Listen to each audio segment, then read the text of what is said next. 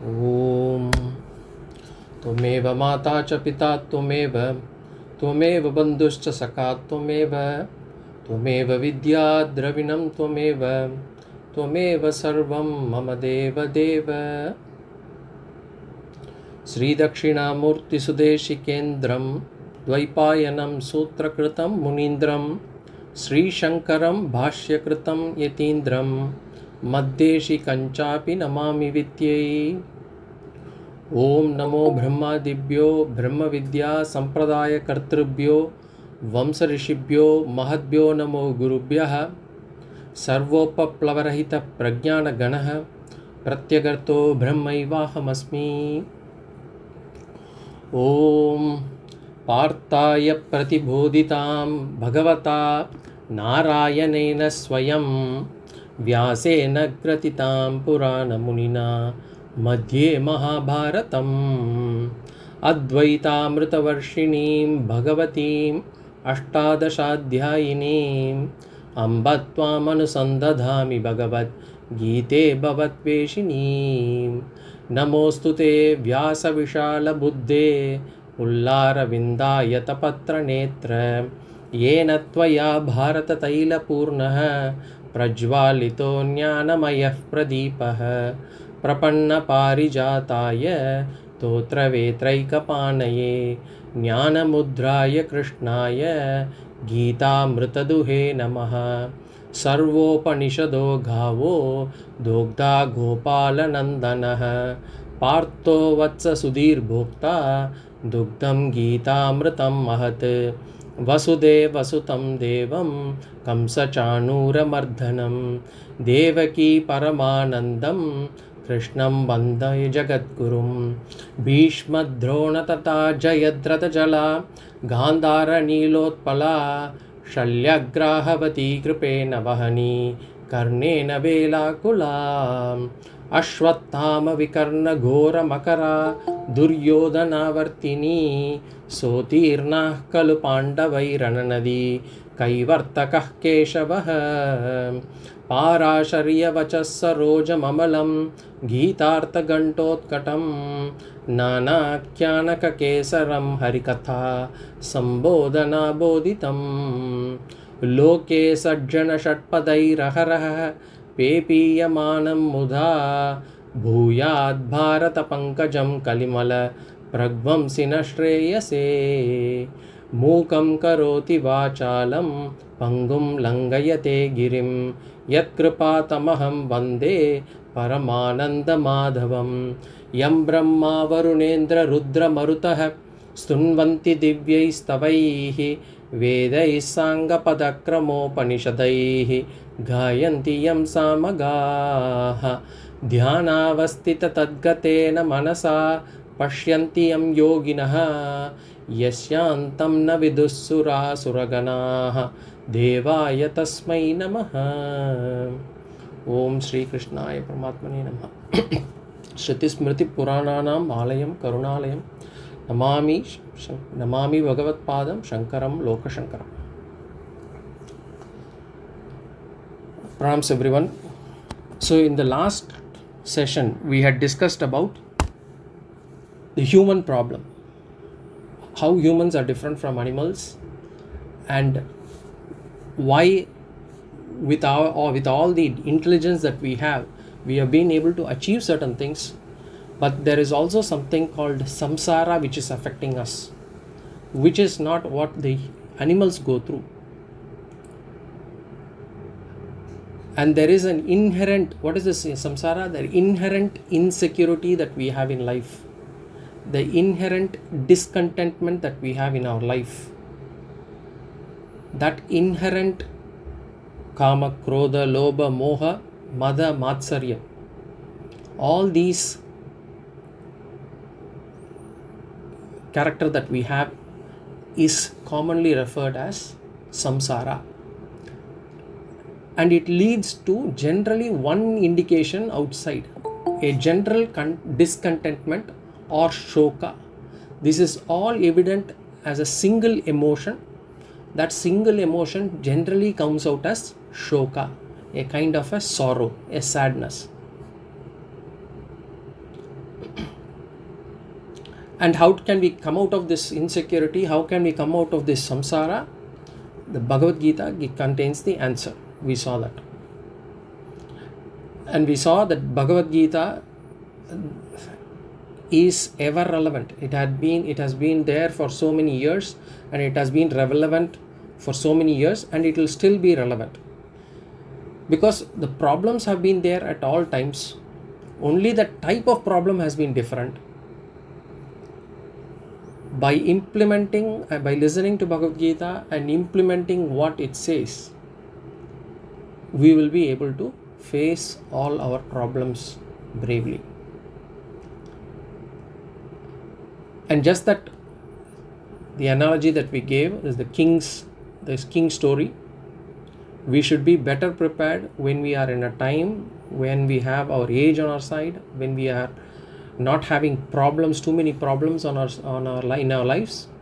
That is the time when we have to listen to Bhagavad Gita, understand it, assimilate it, implement it, so that we are in a better position to face our lives when the problem comes.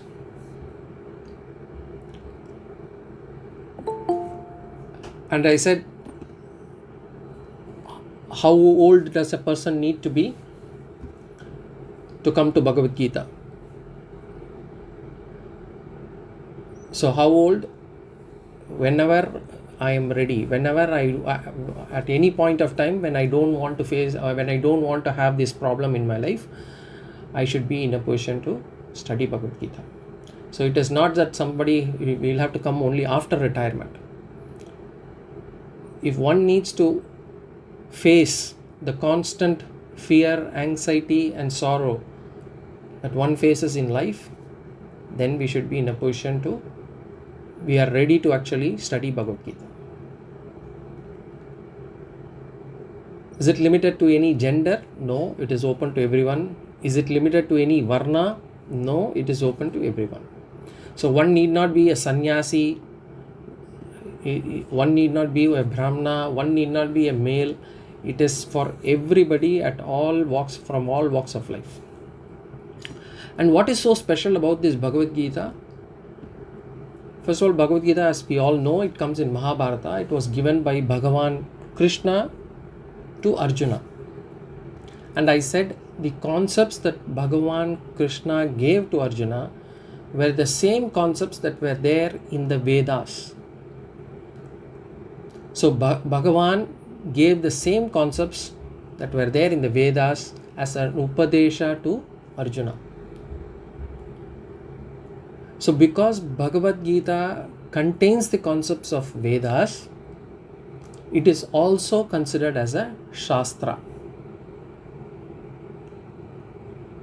And Shastras are like a mirror. They help us a mirror help us to know our real self physically. And by reading Shastras, we will be able to know what sort of a person we are within ourselves, within this physical layer. And it will help us to know ourselves. It will also help us to know the real self. Who am I? And I said Bhagavad Gita is from Vedas. Then our next vichara should be, what does the Vedas say? What is the summary of Vedas? What does the Vedas contain? Or in other words, Veda Saraha. So what does the Vedas convey should be our next vichara. Adi Shankara in his Gita Bhashya, Bhagavad Gita Bhashya, Bhashya means commentary. In his commentary for Bhagavad Gita, introduces in this manner. He says, Dvividohi Vedokta Dharmaha. Dvividohi Vedokta Dharmaha Pravritti Lakshanaha Nivritti Lakshanascha.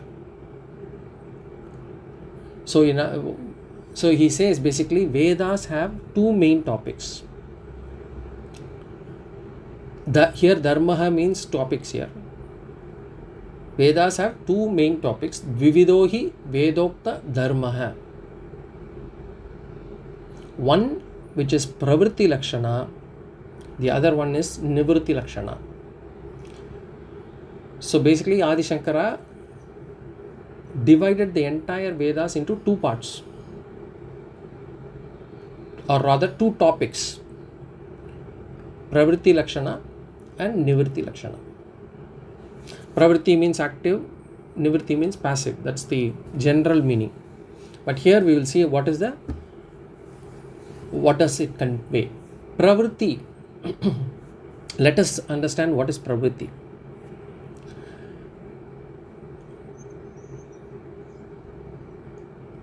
So, for whatever reason, Bhagavan or Ishvara has given us intelligence. And using that intelligence, we have to act in a manner, in a certain way, saying that this is how I need to live, this is not how I should live. In other words, there should be certain do's and there should be certain don'ts.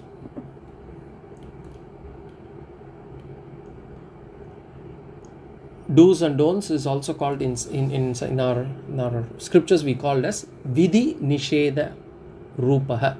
Vidhi means do's, Nishedam means don'ts. Vidhi Nisheda Rupaha, in the form of do's and don'ts.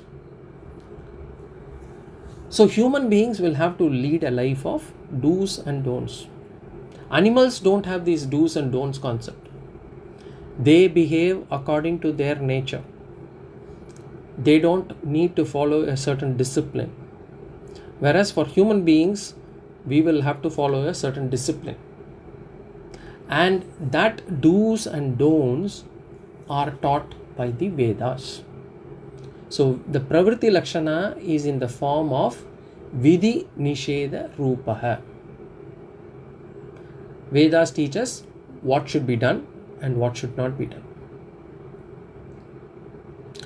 And how does the Vedas provide us with this Vidhi Nisheda? How does it give this Vidhi Nisheda?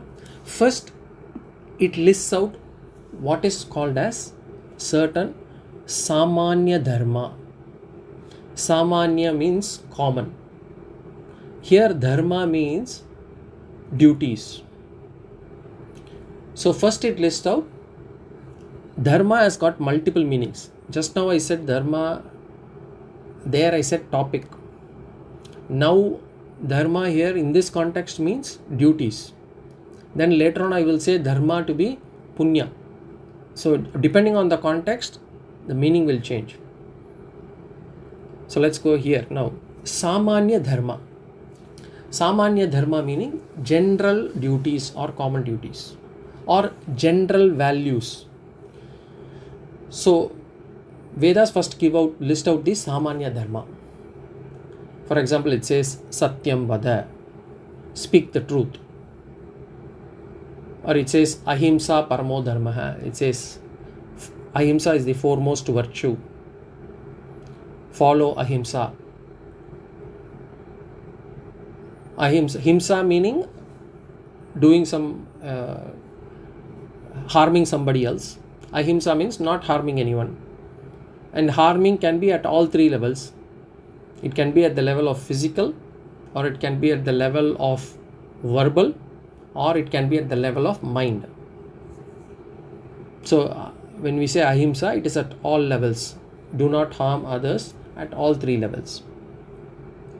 Or it says do not steal.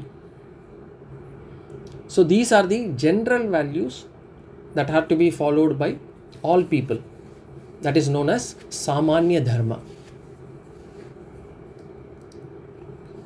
So general values that are to be followed by all. What are those general values? How do I list them all? Will I get a list of all those values so that I can follow them? Or what are the list of do's and don'ts for Saamanya Dharma? It can be a long list if you really look at it. But there is an easier way to also identify what are the do's and what are the don'ts. So how do we define that? First of all, before even going there, Saamanya Dharma means, when we say general duties, what does general duties mean? These general duties mean it is common for all people. It is common for all varnas. It is common for all ashramas. It is common for all genders, both genders. And it does not change from time to time. It is the same. It does not change from time to time. It does not change from place to place. And it does not change from person to person. That is called as Saamanya Dharma. So when we say do not lie, it is the same for everyone at any point of time in his life. So all humans will have to follow this at all times and at all places. And as I said, how do I understand what needs to be followed? How can I identify what are the ones that I need to follow and what are the things that I need to avoid? It is simple. We can do that even without going through the Vedas. We can infer this through our common sense. We can use a thumb rule. No? Whatever is good for me, it will be good for others too. And whatever is not acceptable for me, whatever is not acceptable to me, will not be acceptable for others also. So that is the general thumb rule for identifying Saamanya Dharma. For example, I would think that I would not want my things to be stolen. So in that case, I should not be stealing anyone else's things. So that is Saamanya Dharma. I do not want anyone to lie to me. I don't like people who lie. Then I should not be lying to anyone also. I do not want anybody to cheat me. Then I should not be cheating anyone also. I do not want anybody else to discuss my personal matters or talk behind my back. I do not want them to gossip about me. Then I should not be discussing anybody else's personal matters behind their back. I should not be gossiping about them. So that is how you define Saamanya Dharma. Whatever is good for me is good for others also. Whatever is not acceptable for me is not acceptable for others also. Similarly, when I make a mistake, I expect people to forgive me. I expect to be forgiven. In the same manner, I should be forgiving others also when they make a mistake. That's straightforward. So using this thumb rule, we can infer Saamanya Dharma. Not to lie, not to hurt others, not to steal. All these things we can infer this. And this is what Vedas teaches first as Saamanya Dharma. Some of the Saamanya Dharmas are listed there. There are many places in Vedas where it will come. And then we also have all these Puranas and all these stories that actually pick up one of those values, and there is an entire story given to ensure that we understand the concept clearly. For example, if we say Satyam Vada, there is a moral. We have a story, Harishchandra story, to help us understand what Satyam Vada means.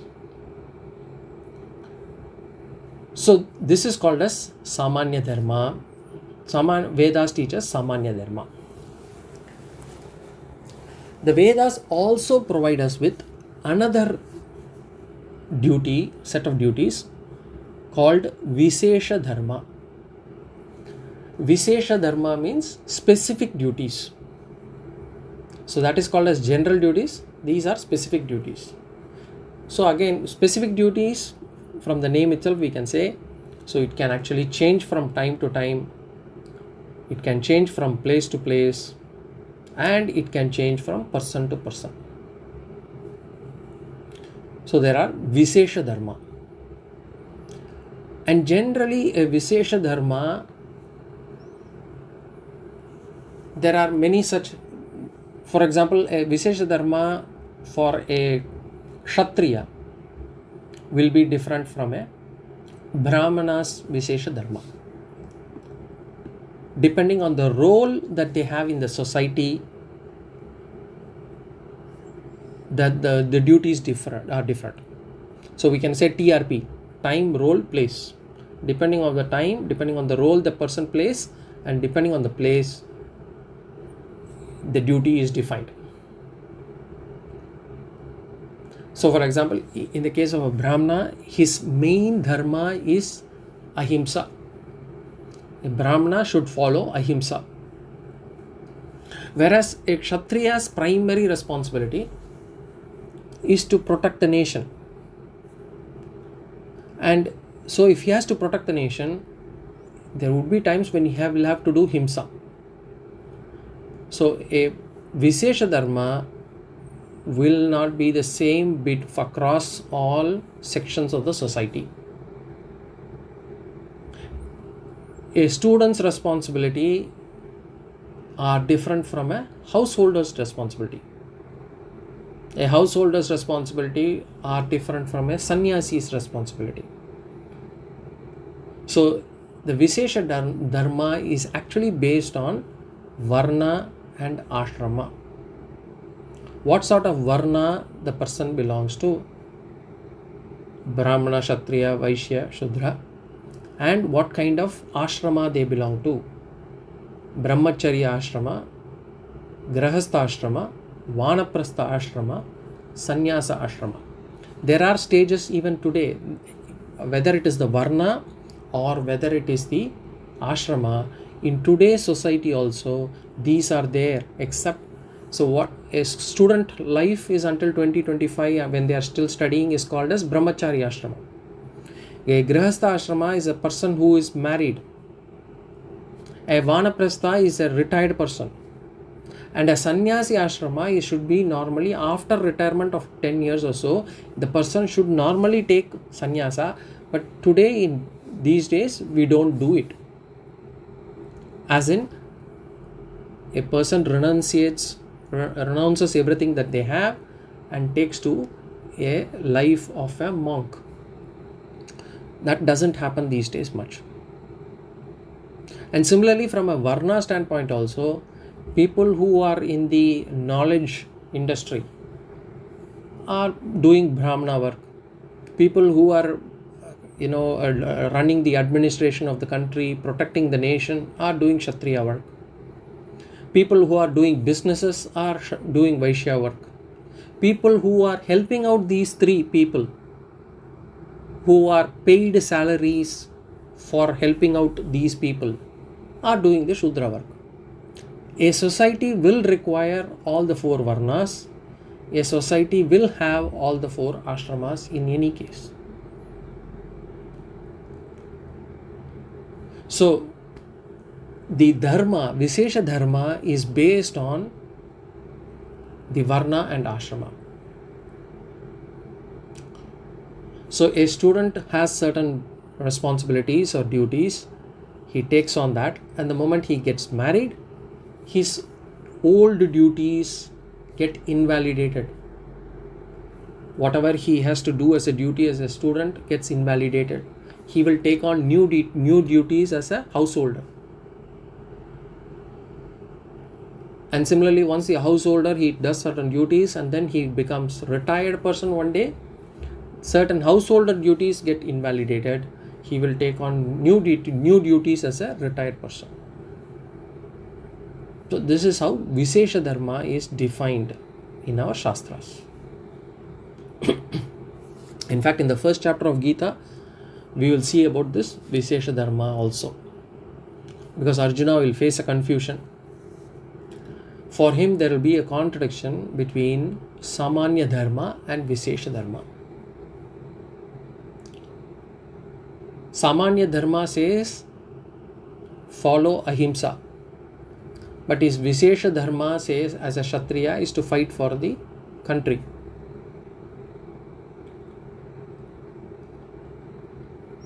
So Arjuna will kind of use that argument to come out of the war. And then we will see how Arjuna's mindset worked during the time, and what did Krishna do to actually get him out of that.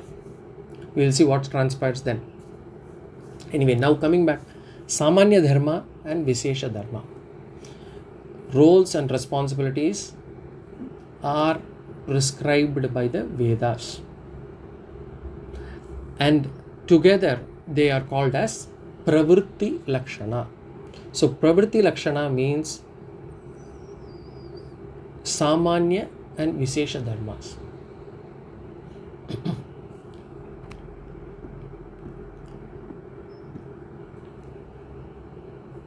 Now this is Pravritti Lakshana, then we will have to see Nivritti Lakshana. But before we go to Nivritti Lakshana, we will see, first we will try to see what does one get, what is the benefit of living the life according to the Vedas.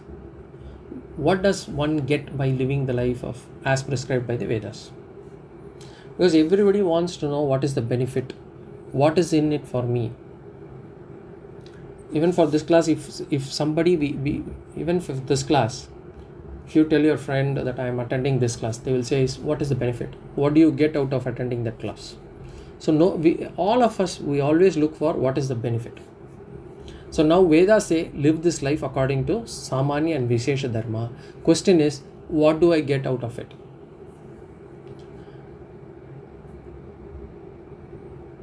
So, and we also see there are people who supposedly live according to the life of Vedas, but or with or without, we always see in the world there is pain and sorrow. And there are stories in Puranas also, just like as I told about Harishchandra. Harishchandra went through so much of sorrow, so much of pain, just because he didn't want to lie. And if he had just spoken one lie, he would not have lost his son or wife. So it looks as if that, living the life of Vedas doesn't seem to be always giving you happiness. Is it really true? What does it actually give? So let us see what are the benefits that one gets by living the life according to the Vedas. First, Shastras say that the body we get, the physical body that we get, and that means whether it is actually human body or an animal body, a dark skin, light skin, the sharp nose, flat nose, whatever, sharp eyesight, good ears, healthy body or an unhealthy body, whatever the body that we get, the parents, the lifespan that we get for this body, the number of years this body will be alive, the circumstances that we get, all these things, these are not through any luck or chance. These are not given, or we didn't get this through any kind of a luck or a lottery or a chance. It has come out of our Punya.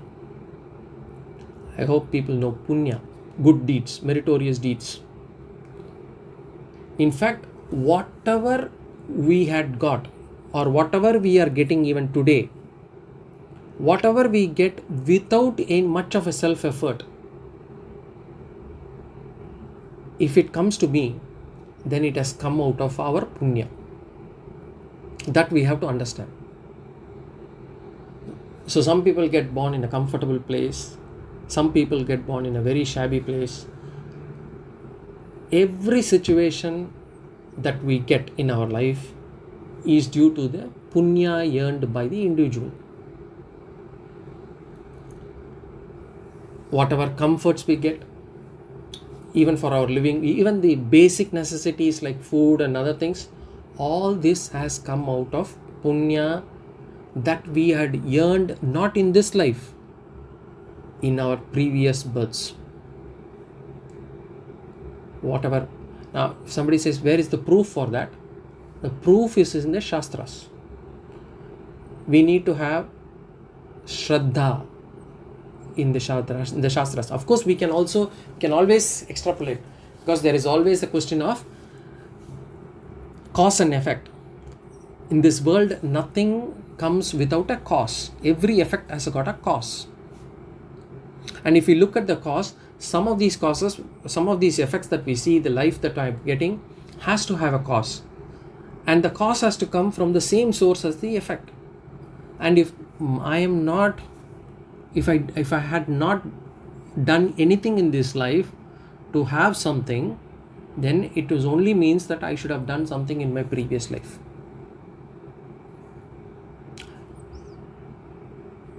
As far as our dharma is concerned, Sanatana Dharma is concerned, rebirth, karma theory, we'll have to accept it. We can always prove that through examples. But rebirth, or getting another body for the same jiva, is something that is very, very unique only to the religion within this subcontinent. Within the, probably Hinduism or Sanatana Dharma, plus probably Buddhism and Jainism, believe in this rebirth concept. But generally, if you really look at Abrahamic religions, they may not believe in rebirth, but they always also believe in extension of life after death. Because they say, there is a judgment day when, there is a heaven people go to after death. So which means there is some existence of life beyond this body. Now, if somebody believes that, then to extend that and say, there is not just life, but there is also rebirth in another body within the same world, is probably, easier to understand. But Sanatana Dharma, we believe in rebirth and karma. So coming back to this, if I had, whatever I have got in this life is because of punya that I have done in my previous births. And for my spiritual journey, this Shraddha in Shastras is very important. If I don't have Shraddha in Shastras, I will not be able to progress spiritually. And Shraddha is not blind faith. Shraddha is not belief system. Oh, I told you, so you believe. Shraddha is basically having a trust on what the Shastra says, until the time that I can confirm that as to my understanding. And Shastras will give you various ways to confirm that understanding. It will teach, it will help you to make you understand through yukti and anubhava. Yukti meaning logic. Through logic and through experience, it will try to prove, and it will give you analogies as well. So Shraddha is the kind of trust, implicit trust that I have on Shastras, until the time that it can become my knowledge. So here Shastras say Punya is the currency that is used to acquire things in this world, or that can make us joyful.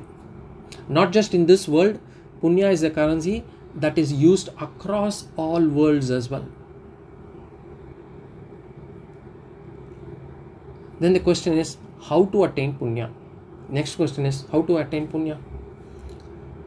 And Shastra says, if one lives according to the Pravritti Lakshana, if one leads a life according to Pravritti Lakshana, that is according to the Saamanya and Visesha Dharma, then one attains Punya. So Dharma here, Saamanya Dharma, Visesha Dharma, meaning a life according to Saamanya Dharma and Visesha Dharma.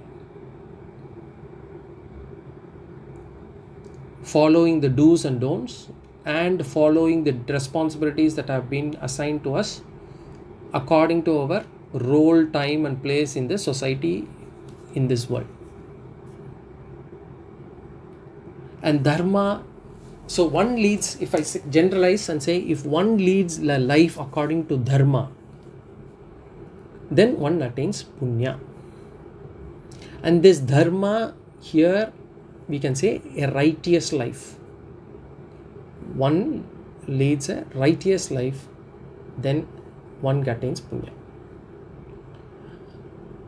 So if I have to lead a righteous life and if I get the punya, what are the benefits? What are the benefits that are got by living a life according to dharma? And there are 3 benefits Shastra say. The first benefit, what is the first benefit? Leading the righteous life will give us punya, and this punya gives us comfort and happiness. Or in other words, in Sanskrit it says artha kama labha. Artha kama labha.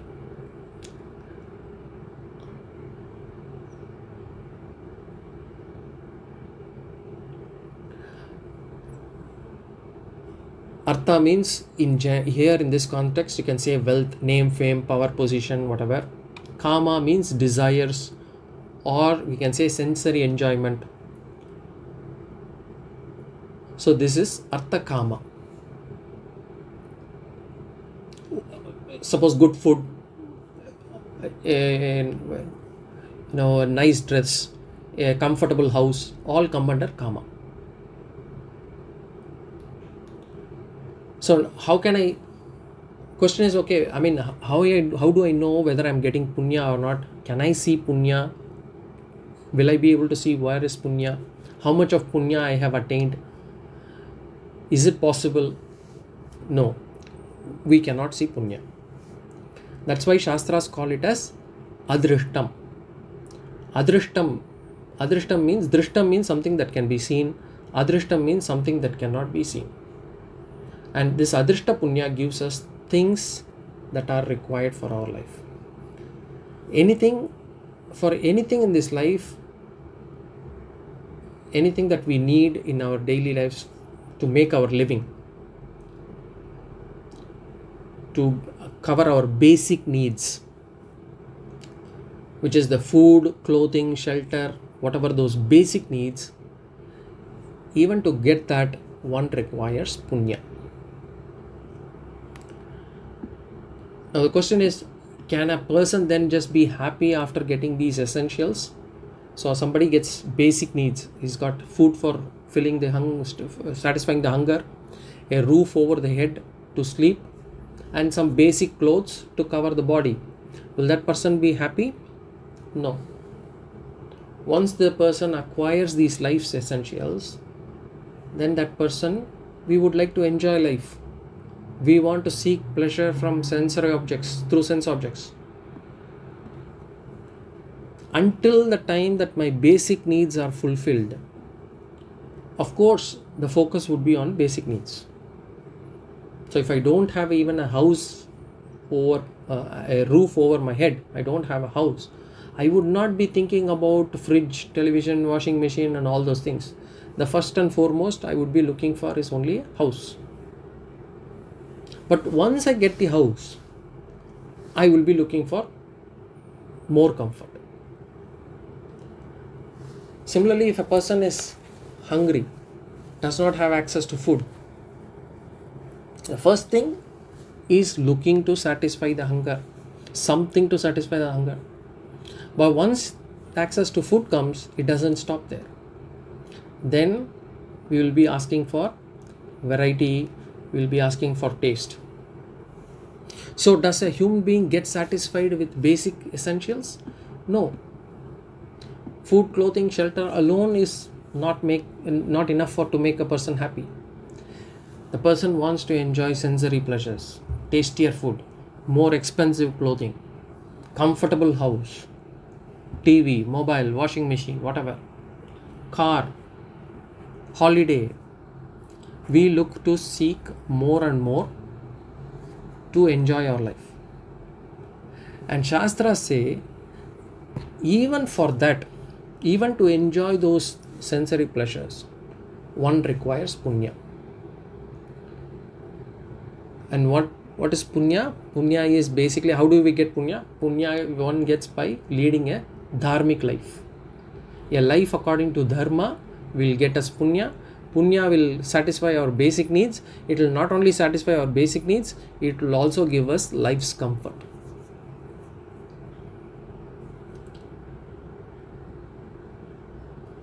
Some people say, but my experience in life is that I see people who lead an adharmic life, people who are living an adharmic life, and yet they seem to be living comfortably. How is that even possible? When I see around, I see people who are crooks, who are leading adharmic life, and they seem to have a comfortable life.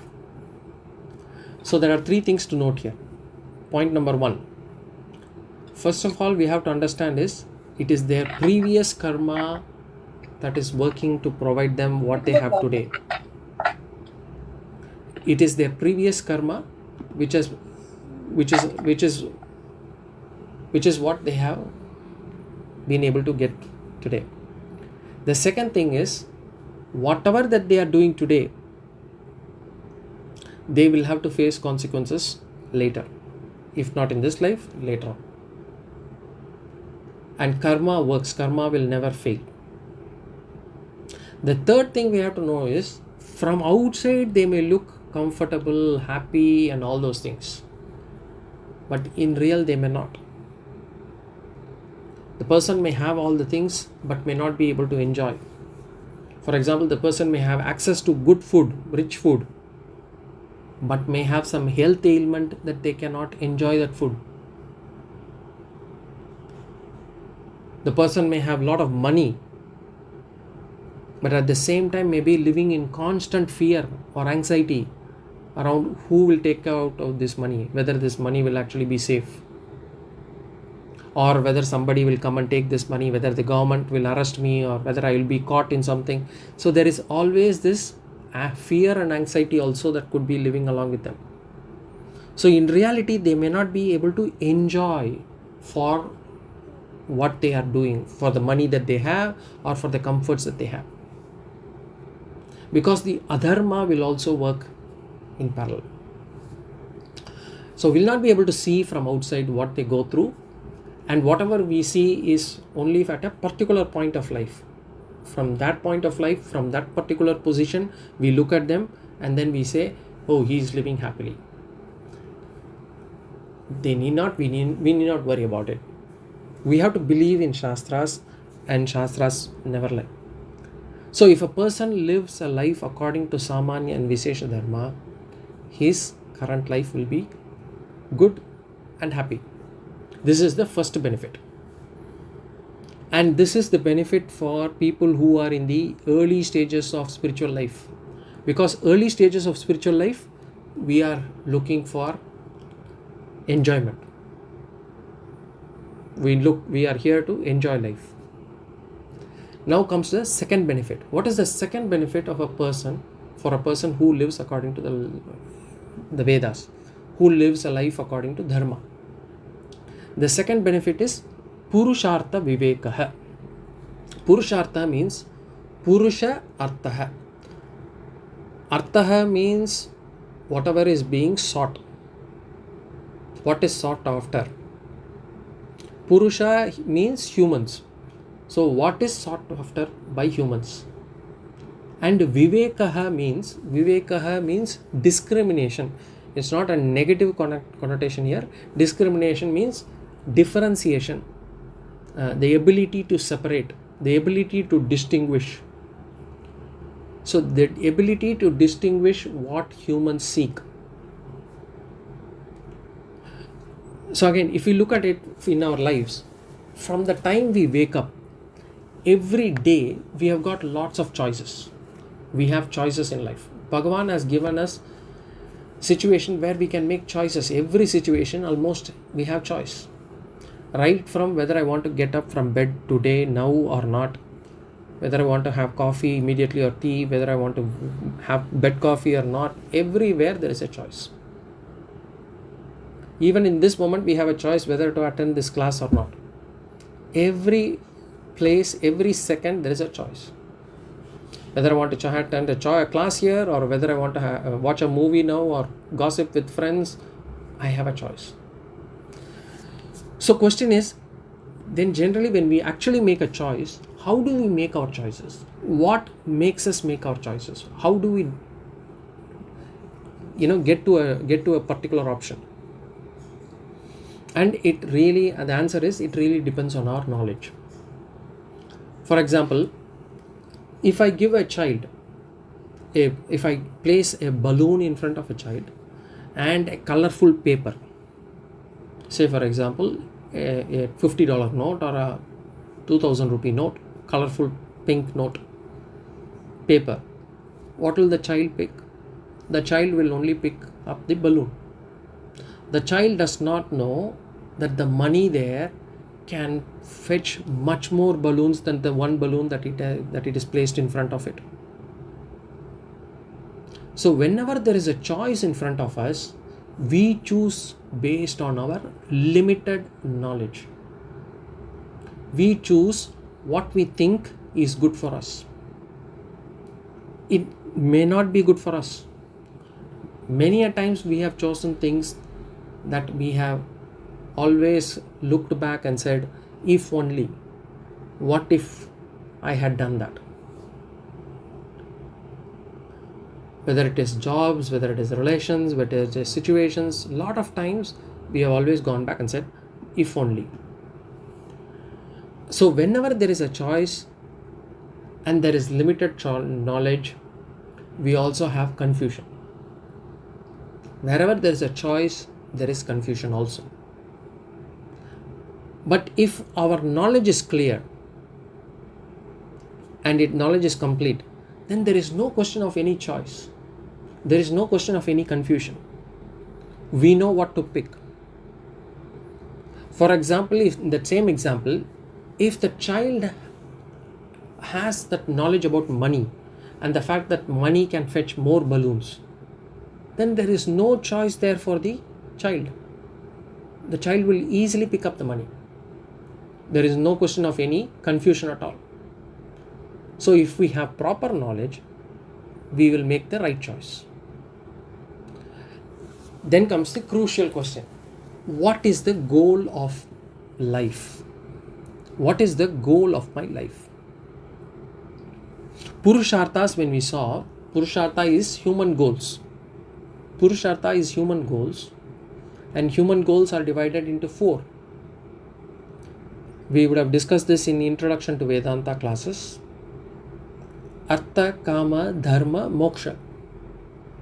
Artha is wealth or the basic needs, and then Kama is all the sensory pleasures through the 5 sense objects, 5 sense organs that we have.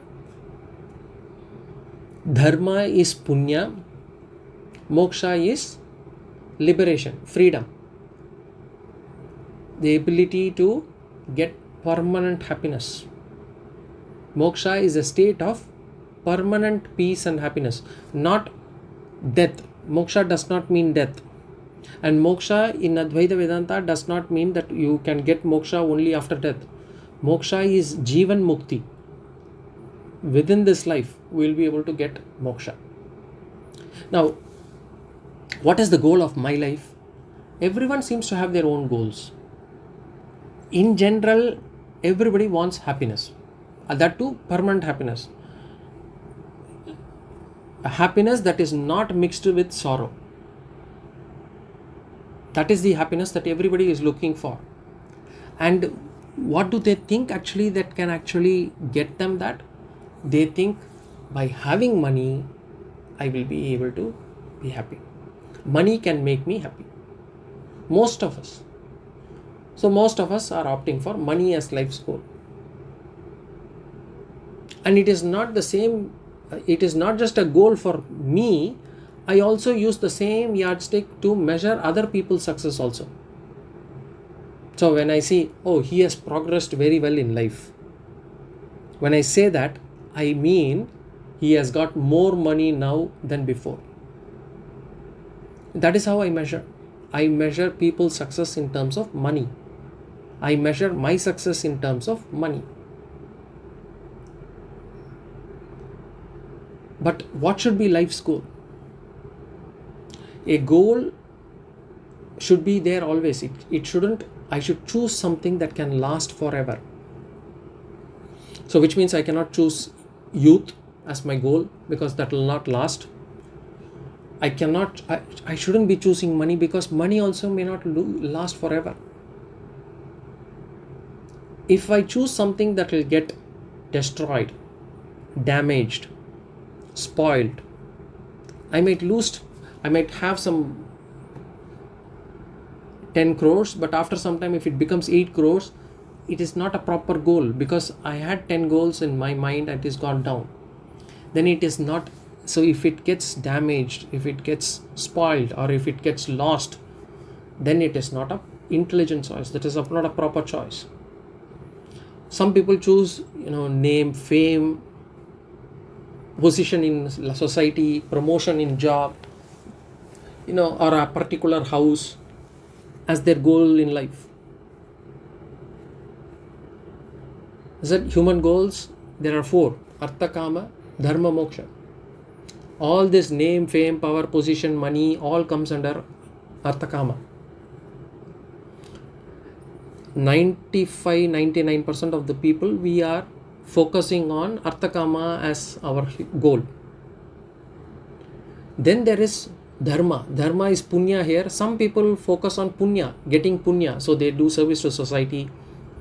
They visit temples, they do padayatras, their focus is to gain as much punya as possible. That is dharma. That they have as their goal in life.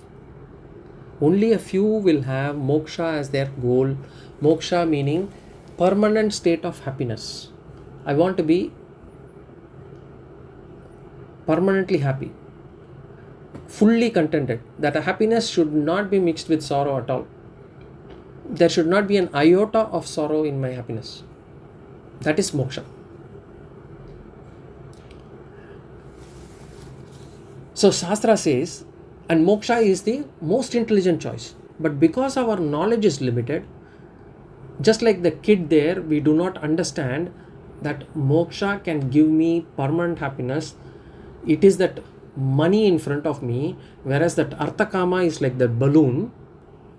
One balloon, I want to get that one balloon to make me happy, whereas if I had picked up moksha, I could have had more balloons and made me much more happier. And this limited knowledge is the cause for making wrong choices. And Shastra says, if one does not live according to dharma, then one will not get proper viveka. One will not get the proper ability to discriminate. Only a life of dharma, which will give me punya, that second benefit of that punya will help me to make the right choice of the goal. Understand, money is required for life, health is needed for life, but it cannot be the goal. There is a misconception that once a person comes to Vedanta, money should be disregarded or one should come out of the house. That is also not true. House or money is required, but that cannot be the goal. These are instruments that have to be used in my life, but my final destination should be moksha. For many of us, these instruments itself become our goal. But for a person who leads a life of dharma, the punya one gets will help him to, with that knowledge, which will help him to make the right choice. And with that knowledge, the person will choose something that will last forever, that will make me happy always, one that will make me complete, one that doesn't make me feel incomplete. Because today we are always doing something to make myself complete. I want to do that because only then I will feel I have achieved something, I have done something.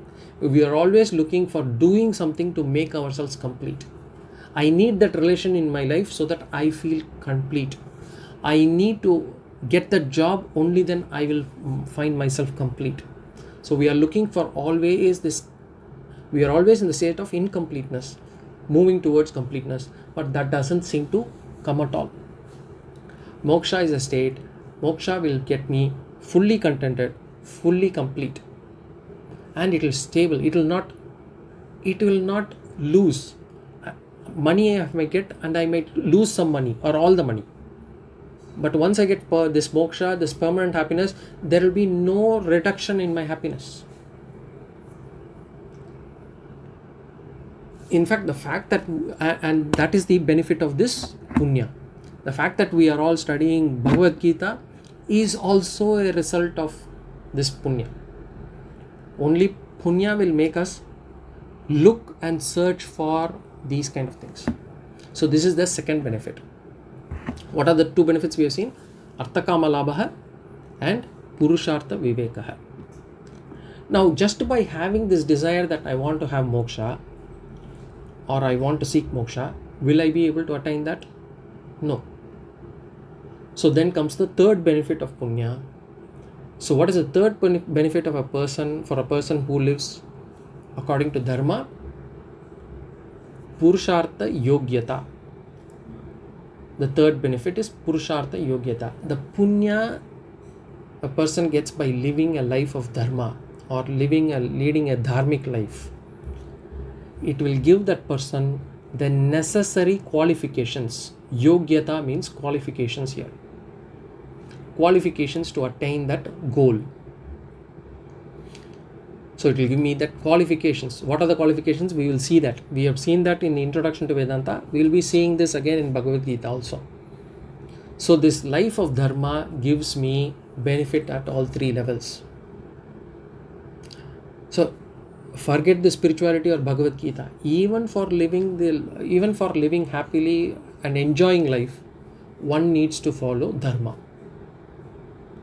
So that is this. What are the qualifications? As I said, we will see them again in Bhagavad Gita. So now this is Pravritti Lakshana, Saamanya and Visesha Dharma. And what is the benefit of following Saamanya Visesha Dharma? We saw three benefits. Basically, to live a happy life, to be able to make the discrimination about the right knowledge about what my goal should be, and making me qualified to attain that goal. Now, what is Nivritti Lakshana? We saw that Purushartha Viveka is about making a choice which is permanent and stable. Now, Nivritti Lakshana talks about the sadhanas. Sadhanas meaning the means, the exercises, or you can say, or activities that are required for attaining that permanent goal, moksha. So, Nivritti Lakshana is basically the sadhana that one has to do to attain that permanent goal. In other words, it's also called as Jnana Yoga. In other words, we can also say Tattva Vichara, philosophy.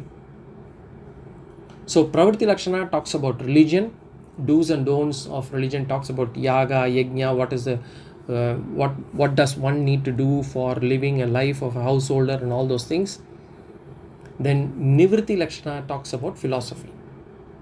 And these two cannot be separated. One cannot be spiritual without being religious.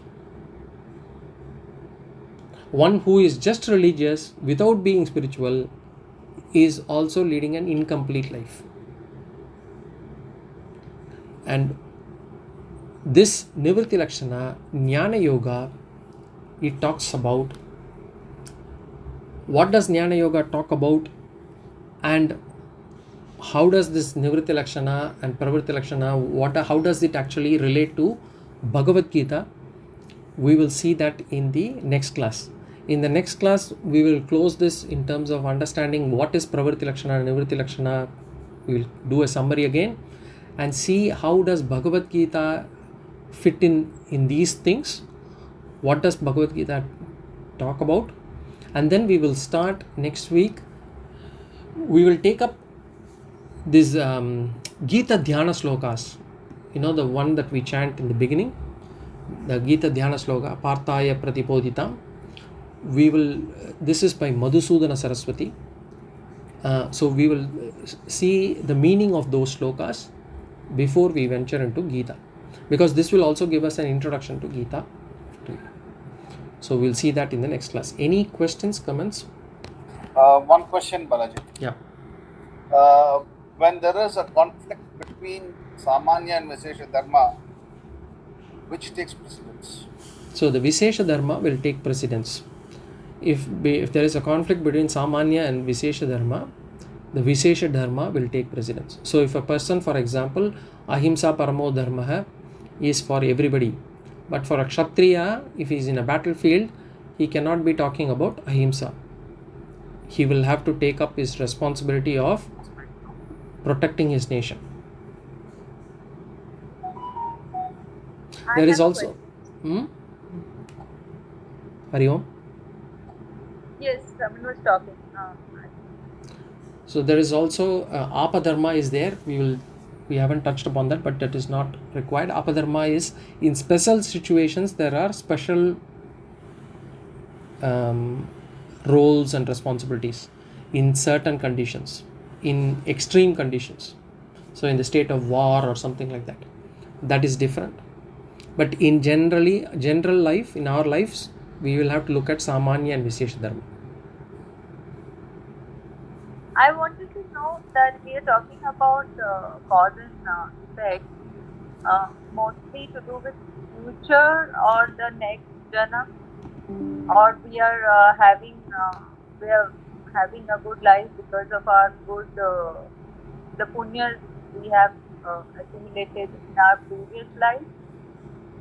How about living in the present? Suppose we say that now, how is it relevant in the now? How is it relevant in the now? The situation that we are in now is also a result of the punya or papa that we have done in our previous lives or even within this life until now. It really depends on punya. The situation that we get is according to the punya or papa that we have done. How we act on in the situation is left to us. It is our free will.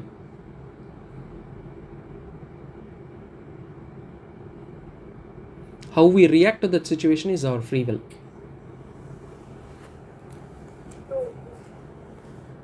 That is And that reaction will be the seed for the next papa or punya that is going to get accumulated. basically we are talking about past and future the time. Sorry, I'm not able to hear you clearly. So we are just past and future is what we are.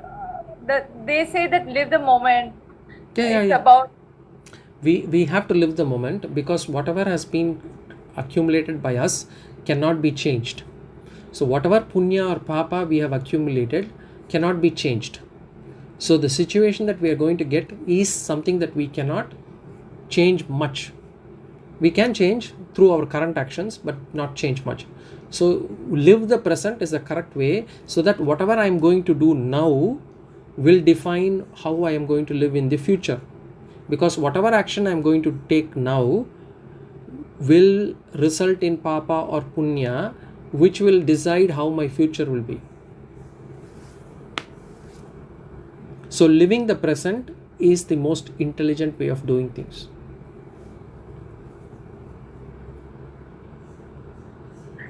I'm still a little confused because they say you should not think about the future and forget the past that you have lived. So, and here we are talking about cause and effect. Correct. So, I want to have a good future. I should be doing good actions. Is the only. Correct. Okay. I think because my next class is getting delayed, I will take up this question next class, because I will discuss about this what we discussed today, in the sense how to live in the present. But we are not saying you have to worry about the future. We are never saying worry about the future. I will explain this later. It's not about having this anxiety about the future. It is about to say that there is a cause and effect. So whatever we have got today is a result of the cause of actions that we have done in the past, and whatever we are going to get in the future would be a result of whatever we are doing now. So I'm not saying you have to worry about the future, but understand and do the right thing. And of course, look into the present only. It's not about having some anxiety or some expectation about the future. It is about working on the present only. As I said, I mean, we'll probably discuss this in the next class, because if you want a longer explanation on this one. Okay, thank you, sir, and Guruji. Okay. Om Purnamadah Purnamidam Purnat Purnamudachyate Purnasya Purnamadaya Purnameva Vashishyate. Om Shanti Shanti Shanti. Harihi Om Shri Gurubhyo. Hari Om. Hari Om.